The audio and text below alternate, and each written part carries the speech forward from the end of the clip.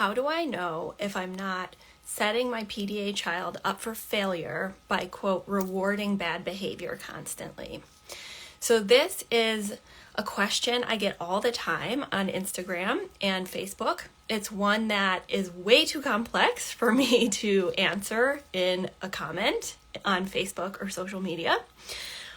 It's also something that comes up all the time in my client work, and it's also something that passes through my head when I'm not centered, which is me accommodating my child going to reward or encourage this behavior that my son will then take out into the, quote, real world, and he won't be able to have friends, he won't be able to get a job, he won't be able to succeed, which is what we all want for our children, whether or not that includes complete independence, because that varies.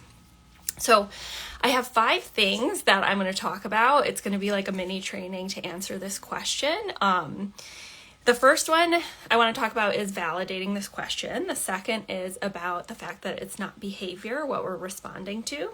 The third is the purpose of the accommodations, the deep why behind why we're doing what we're doing, the long game, and then the choice we make as parents. So I wrote down notes because this is a complex topic. Okay, so the first thing I want to say is just to validate any parent who has ever asked this question, which is a very logical question to ask. Like, of course, you're going to wonder, if my child screams at me and I don't do anything, am I not allowing or reinforcing the screaming, right? Or if I just allow my child to throw a Twix wrapper on the ground and I don't ask them to pick it up, isn't that just teaching them that they don't have to have any respect for anyone's home, their own home, their family, or the environment? Of course you're going to think that. That's completely logical, right? It's also the way that, we think about the accommodation approach is very counterintuitive and goes against everything that you know about parenting. It goes against all types of reward consequence parenting. It goes against the way that children are educated. It goes against most therapeutic practices, which are based on assumptions of behavioral motivations, right? Like there is an antecedent, then in that you can observe what causes the behavior in the moment. There's an antecedent, there's a behavior, there's a consequence. So it's going to be even harder for you if you're watching or listening to this, if you're a trained professional in psychology, if you're a speech language pathologist, if you're a BCBA, because you have been trained professionally to think in the opposite way of what I'm going to explain to you. So I just want to validate that, whether you're a parent or a professional, that of course you're going to have this question. And even if you're deep in the practice of accommodation daily, it's still going to pop up. And that's okay, because it's our conditioning. It's the way that you were raised. It's probably the way that you raised your child until you realized that they had a nervous system disability. So it's going to take time to sort of fully wrap your mind and heart around it. But now that I've validated the question, I'm going to go ahead and answer it. So again, the question is, how do we know we're not rewarding bad behavior and setting our kids up for failure by taking an accommodation approach?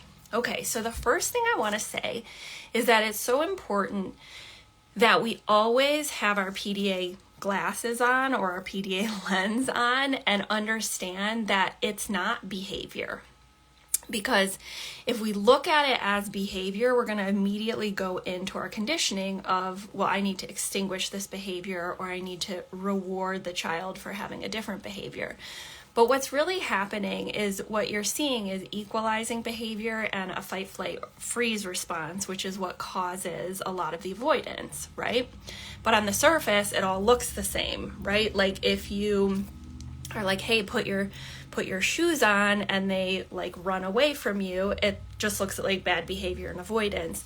But the root cause is that their brain is perceiving danger, and so their nervous system is going off and their heart is racing, and like they're having a physiological response to the situation, right? And what this means is they're not in their thinking brain.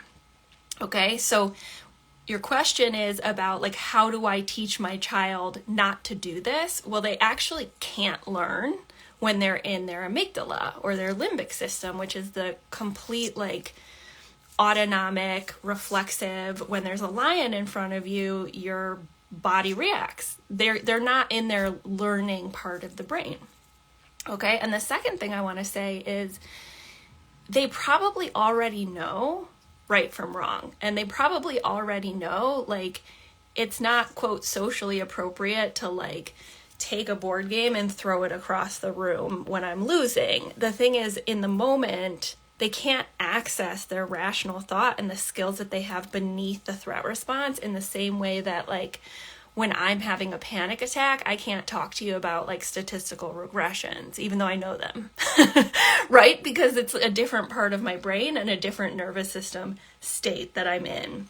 So I want to give you guys an example to ground this. So let's say, and this example has happened in my home too, let's say you're playing a board game with your child, or Rummikub, and the child is starting to lose. And so they might start equalizing and changing the rules. And then they might get frustrated because they're still losing. And then maybe they start, like, playing with the Rummikub cube tiles in a different way, or maybe building, or maybe they throw the Rummikub game across the room altogether, all of which has happened with my son. So in the moment, like, your conditioned traditional parent brain is going to be like, I can't let my child do this because A, it's, like, not fair to anyone else playing, and B, if I let this go, then, like, how are they going to play games outside of the home so that they can make friends, right? So it's a valid concern. But what we have to remember is, like, the throwing the Rummikub tiles, or even building with the Rummikub tiles, or changing the rules of the game, is actually a nervous system response. It's not behavior. So then, as parents, we have a choice point, right? We can either continue to escalate the child by responding with traditional parenting strategies, or we can accommodate and bring the activation down. The thing is that the accommodation feels counterintuitive because it feels like you're rewarding bad behavior, but it's not behavior, it's nervous system activation. Okay, so the third thing is the purpose of accommodations is to get your child more consistently into a place where they're operating not always from fight, flight, freeze, like always in the amygdala, okay? And that's especially if you have a younger PDA child, or your child is in burnout, they're just constantly at that threshold where they're like, no matter what you do, no matter what you say, they're going into fight, flight, freeze. And, you know, this is ironically the time when it's hardest to wrap your mind around, quote, not rewarding bad behavior, because they're acting, quote, so difficult, right?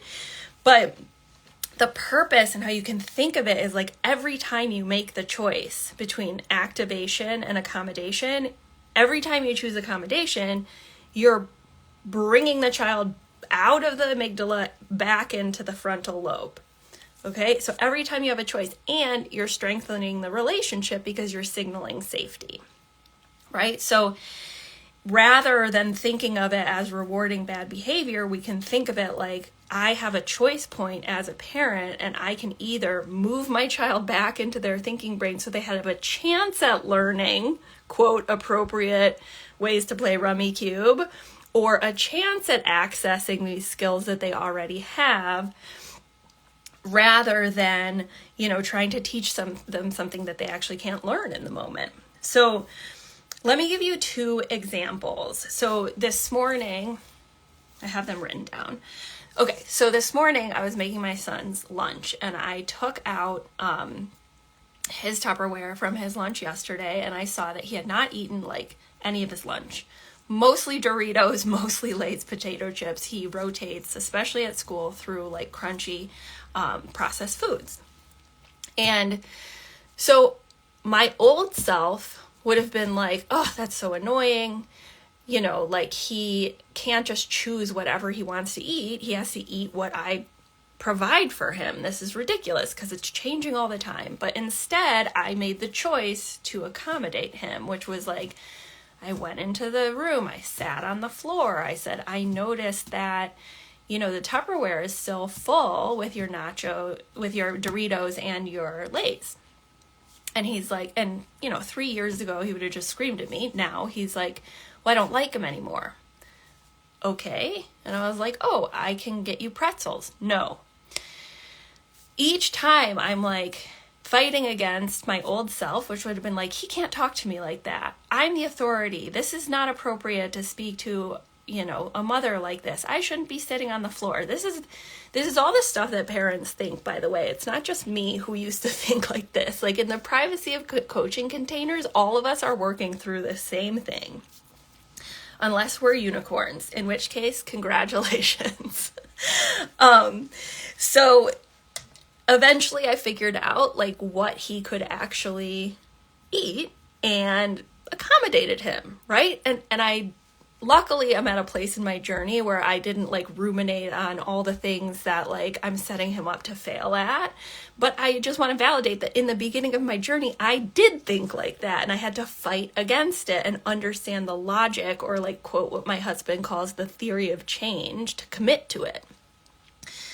The second thing is like putting shoes on, right? Like, my son is completely capable of putting his shoes on, but I still put them on often. Am I teaching him that he doesn't need to know how to put his shoes on?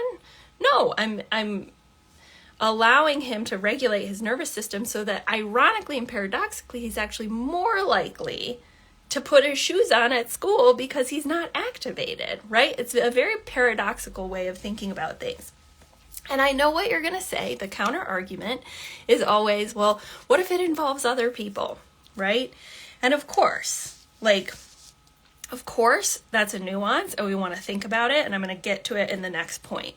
But in the moment, like, we can't let the fear of like, is my kid going to have friends when they're 16 or, 18 because they're not, playing by the rules of chutes and ladders derail us. Okay, second to last thing. So we always want to think about the long game, and why this can be so counterintuitive is like, it's a long game. The purpose is to like continually put your child back into their thinking brain and to create new neural pathways and a different relationship. Okay, and that takes time. Like, it takes years, right? And I personally, like, for my son and for the families I work with, I don't know exactly where the child is going to land on like how much of the threat response is going to be disabling to them and how much is going to be like new neural pathways, and they're able to, navigate things with the relationship and scaffolding that we as parents provide. But what I do know is that paradoxically, the more that you accommodate in the home, the more they can access things outside of the home because they're more in the thinking brain and they already have the skills most of the time. I also think, and I know this can be hard to believe, they're also all good kids, right? So they want to do well, they just can't. So finally, when things get confusing or complex or like, I'm at my wit's end, I like sometimes come back to just the choice of like, am I choosing this based on fear, or am I choosing this based on what I see in the moment and the love that my son needs? And the fear can be there and you can still make the choice, right? It's a choice. Like, I don't know exactly how my son's going to be when he's 10 or 18 or 30. I don't know what's going to happen for anybody in the future because we don't know, right? But in the moment, we can choose. We can choose to believe that doing this is the wrong approach, which personally I don't think it is because of all the people that I've worked with and my own son's journey. But like, we can choose to have faith in our children and to have faith that like, if you choose love over and over and over again, it's going to be okay in whatever capacity that is. So let me give you one last example of how this isn't always easy, but you can still choose it. So this morning, like, I was trying to help my kids out to the van and like it's always herding cats and like, you know, I'm unplugging the hybrid van and I'm trying to get the service dog out there and both of them are shouting for their iPads and their transition treats and like, you know, I'm always feeling a little on edge, especially from the years my son spent in school refusal and like, you know, my fear brain is like, at any moment it could all fall apart and like he's gonna just one day wake up and refuse to go to school. Of course I have those thoughts, but I'm like trying to manage myself. I'm like, you know, trying to get him all settled, get the blankets up over their heads so they don't fight with each other. You know, they won't wear coats even though it's winter in Michigan, right? But then they're cold, so we gotta have blankets. And of course, like every step of the way, I'm just like, this is ridiculous in one part of my brain. The other's like, no, I'm accommodating, it's fine. So, you know, I'm trying to like maneuver to get my older PDA son's car seat buckled, and he's snapping at me like, you're in my way, because I'm in the way of his iPad. And like, again, I have this choice of like, if I don't correct him, he is going to end up being a jerk when he's older. I think that sometimes. But then I'm like, wait, remember the first 4 points. He is not in his thinking brain. This is a fear response. It's not behavior. I can choose to accommodate. I can bring him back to his thinking brain. And that is where he'll access his true self and his heart space and the goodness that is him instead of it just being activated. So I chose to, you know, make fun of myself and be like, oh, I'm sorry. Like, mommy's in your way again. Like, I mean, sometimes I get really silly with it. I'm like, oh man, mommy's such a chubster, like, you know, or he calls me Mommy McFatbutt sometimes, and I'm like, who cares? That's not for everyone. I always get a lot of like activated comments in social media when I say things like that, but I'm just telling you the truth. So anyways, I hope it was helpful for you guys. I'm going to put this mini training on the podcast when I get a chance. I do have the upcoming live workshop, which I'm super excited about. It's going to be awesome. So I have like 2 workbooks that basically outline how to make progress with a PDA child, all the mindset shifts, reflection questions, how to track indicators. I got really dorky about it, but I made it down to earth for everybody. So yeah, it's like part of the book I've been writing, but I like brought it down a level to like workbooks, and we're going to have a lot of time together. And it's really meant to like kick off your 2023 in a completely new way and give language to your intuition, to give you data so you can prove to yourself and everyone else you're on the right track, and to really anchor into a new level of confidence in 2023 as a parent who is leading their child and this generation of parents, the first one who is, you know, raising these kids through a nervous system and accommodation lens. So it's great to be with you guys. Thanks for all the waves. Talk soon. Bye.